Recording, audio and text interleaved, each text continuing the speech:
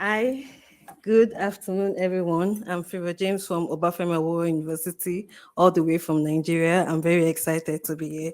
So today I'll be talking to you about text knowledge graph and how you can take it to convert a single paper into a Bell knowledge graph. I'll be discussing why we're using LLMs to extract knowledge graphs and how the code works and future directions for our project. So, knowledge graphs are very powerful tools for structuring and analyzing biological information because of their ability to actually intuitively represent data. However, constructing these knowledge graphs from unstructured scientific literature can be a challenge due to the high cost and the manual expertise that is required for manual curation. Traditional text mining methods can struggle with understanding context within sentences as sometimes they lack the background knowledge that is required to infer relationships in sentences that where the relationships are not directly spelled out. So large language models, which are LLMs, present an opportunity for us to overcome these challenges because they are trained on large, diverse biological literature. We can actually equip them with the ability to actually infer relationships in this kind of sentences. Existing ML projects tend to focus on extracting interactions from open access publications. However, with text knowledge graph, you have the opportunity to actually process and extract interactions from personal papers that have not been published, PDFs, and text. You also have the ability to share these knowledge graphs online through index. So here's an example where we process the sentence AK2 also phosphorylated S326 of HSF1, but showed weak ability to activate HSF1. The statement in blue is the Bell statement. However, we noticed that there was some information loss where weak ability was not captured. So how does this tool work? Our tool has the ability to receive two different input mode, the PubMed Central ID or your file in the PDF or text format. So if you provide a PubMed Central ID, we extract the article's text from PubData. However, if you provide your paper in either a PDF or text format, we pass the paper using Microsoft Markdown model. Internally, this pipeline extracts paragraphs from the paper. Then these paragraphs are then annotated using Gilda, where Gilda identifies the entities in each of the paragraphs, then grounds these entities. Next, the paragraphs alongside the annotations are sent to the LLM, which is the OpenAI GPT-4o. The LLM then extracts interactions while depending on these annotations from the sentences. So the results we get from the LLM are Bell statements. Bell stands for biological expression language. So these statements are then processed into the CS2 format, which is our output format, and is a standardized JSON-based structure for Cytoscape. It captures nodes, edges of these interactions, so you can easily load or visualize these networks in either Cytoscape or Index. So once you get the CX2 file format as the output, you can choose to upload this network on Index. You can choose to analyze it locally on your system in Cytoscape. So our tool has two different usage modes. You can use it's available as a Python package, or you can use it inside Cytoscape Web. So so in order for the LLM to actually extract detailed interactions like we wanted, we ensured we gave it a very detailed prompt where at first we gave it a list of instructions where it's supposed to follow. At first, we told it is going to be acting as a biological expert, and his main task was to extract interactions from paragraphs. The next thing we did was to give it a list of entity namespaces that it must adhere to, such as HGNC, Go, and Kirby. We also mentioned to it that a sentence with less than two entities cannot have an interaction, because for you to have an interaction, you need at least two entities in a sentence. We also gave it the type of Bell interactions and Bell functions that exist. Another thing we did was to give a few short example outputs of the kind of Bell statements we expect it to give, and it also received the list of entities and notations that were done by Gilda. At first, actually, we tried allowing the LLM to extract interactions from papers without actually giving it the list of namespaces. However, we realized that this caused the LLM to hallucinate identifiers for genes, whereby it was giving a wrong identifier to another gene and was mixing up gene names. So this is why we referred to giving it the list of namespaces. So here's an example network of the paper that was processed by our tool, and this is a zoomed in view where you can see the interaction that I showed in the former example. This is the AKT2 and then the HSF1 and the directly increased interaction. So as I said earlier, you can access our tool in Cytoscape Web, which is a tool for visualizing and analyzing networks. So we have a how-to section on our GitHub repo in case you want to make use of our tool in Cytoscape Web. This how-to section is going to guide you of how to make use of our tool on Cytoscape Web. So something that we did, we tried evaluating our tool, and there was our results, and there were some challenges we faced. The first challenge that we faced when doing evaluation of knowledge graphs was that we noticed that knowledge graphs created in BEL are actually limited. Another thing is that existing interaction large databases tend to not map directly to sentences. So what do I mean by that? They map papers to interactions. So we don't have things that map sentences to interactions. And also we try to compare our tools against like large scale automatic extractions such as Indra. However, during the comparison, we realized that some of these interactions that were gotten from Indra were actually incorrect, and this actually limited our evaluation options. So we also have limited human reviewers with BEL experience. A recurring issue that we noticed was that multiple valid extractions are possible for the same sentence. So I don't know if you can see my example. It's very tiny, pardon me. So the first row is the example gotten from Indra. The second row is the example gotten from our tool. And these are very similar extractions. However, there's a difference, which is marked in red, between the extraction gotten from our tool and the one gotten from Indra. So another thing we did was to qualitatively analyze our responses, where we gave 5 different reviewers a sum of 50 BEL interactions for them to review based on 6 main error criteria, which included incorrect entities, interaction error, invalid relationship, identifier error, correct can improve. So the standard for a statement to be correct was the criteria all correct, which meant the statement did not have any issue with any of these errors. On average, we had about 28 all correct statements, excluding the reviewer 4 was a kind of outlier because the person's review did not align with most of the other reviewers' review. So we also noticed that the identifier errors were sometimes due to the Gilder entity extraction that was done for the statement. We also compared the outputs gotten from textKnowledgeGraph to the outputs gotten from Indra on the same textual evidences. In total, we passed 38 evidence tests. And for textKnowledgeGraph was able to extract interactions for the 38 of them. Indra was able to extract interactions for just 29 out of these 28.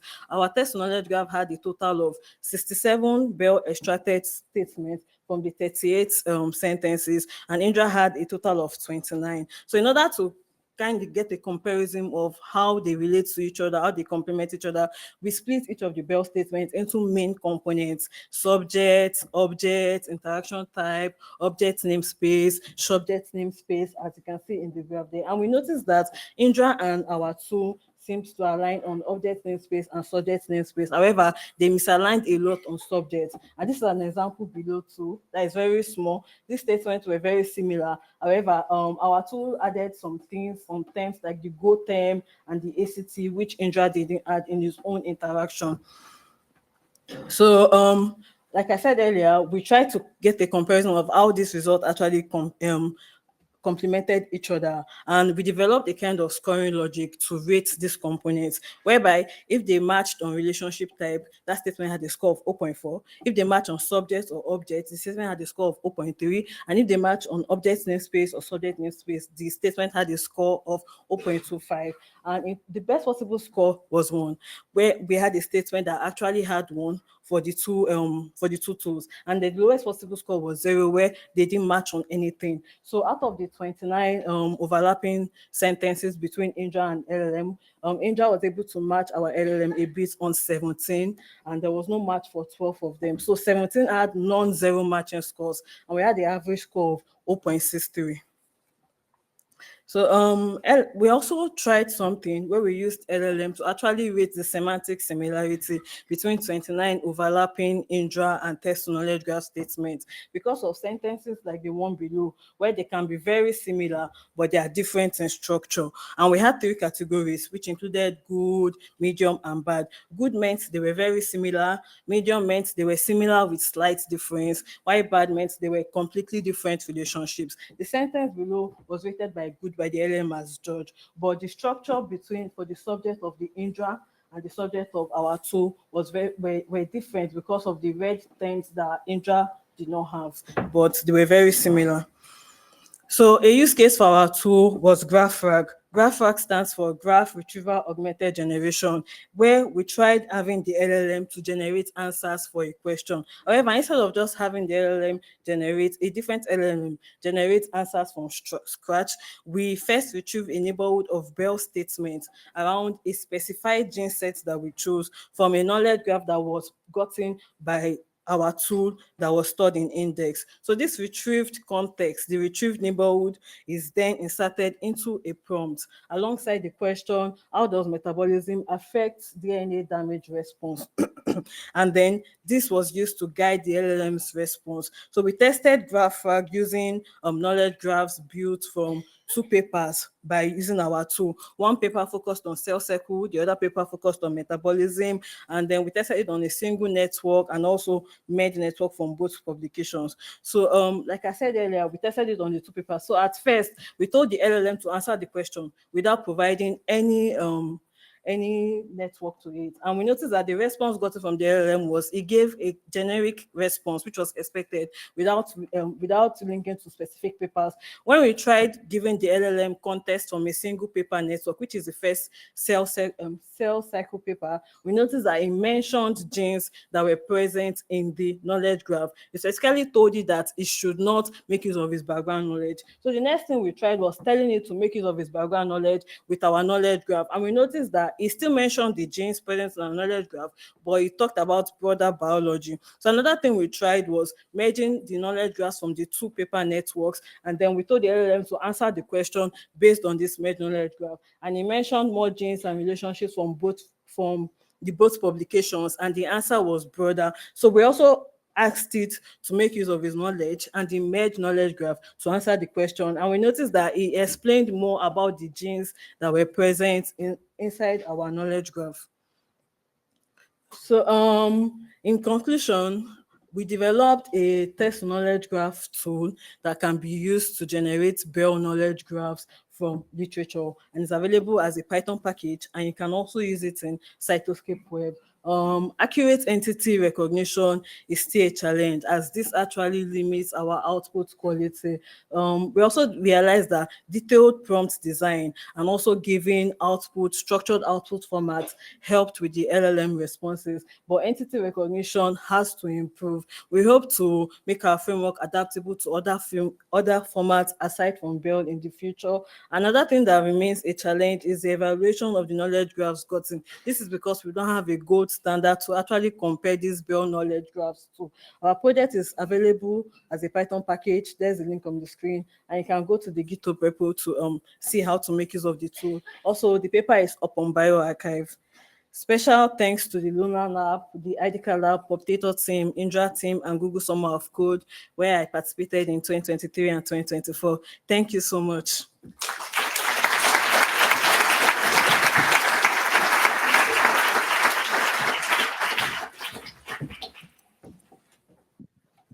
Are there any questions for Favour?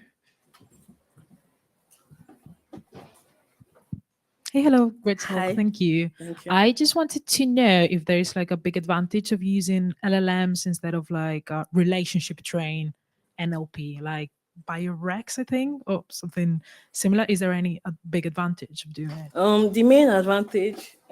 The main advantage to why we used LLM was because of the like I mentioned, the fact that they are trained on a lot of biological medical information, and they can actually, there are some sentences that might have interaction that is not completely spelled out, but because we use an LLM, they will be able to understand that, oh, okay, this interaction exists in this sentence, even though it was not directly spelled out. And because of their like background knowledge due to being trained on a large scientific literature, they can bring out such interaction. And that is what happened when we tried Indra and the LLM. We had 67 interactions for 30 sentences, but just 29, because Indra just extracted like the ones that were clear, that you could clearly see, but LLM tend to like have understanding and extract something that was not directly clear or described in the sentence. Okay, thank you. Thanks. That was a great talk. So I'm really interested. I don't really have a question. So I'm just really interested in using this for the gene ontology, because even though we don't use BEL format, our GoCam pathway format can be mapped to BEL. And I just wanted to make you aware that I think, I don't know if Ido is in the room, but I think CAFA next year is going to have a competition for predicting GoCams.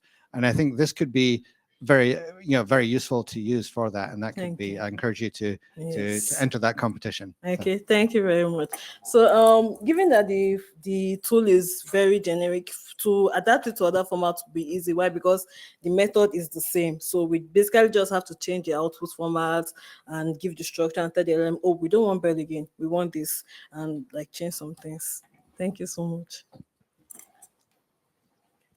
Okay, there's one more question there.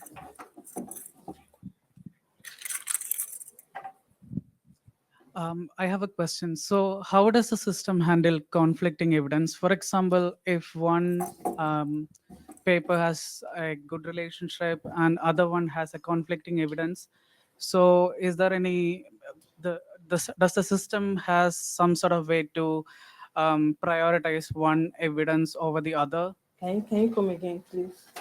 Sorry. Can you come again? Can you come again? Yeah. So is there any way to take an account to the conflicting evidence? For example, if one paper has one evidence supporting one hypothesis and another one has a conflicting evidence, so how does the system choose the correct results? Oh, okay. So the thing is that you can process one paper at a time. So the system processes the paper, and then like for our Python package, it supports batch publication, but the system processes that paper before going to another paper. So it does not process it at the same time.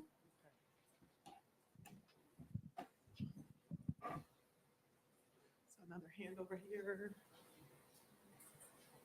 Any other questions? Yep. One more. Yeah. Sorry, just building on that question. Okay.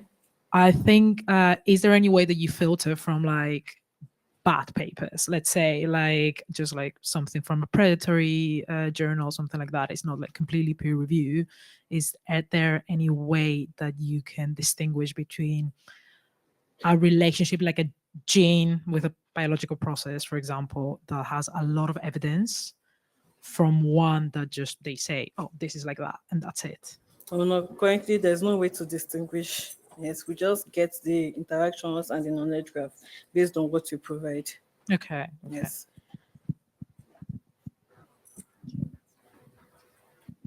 So let's thank Favour James again. Thank you.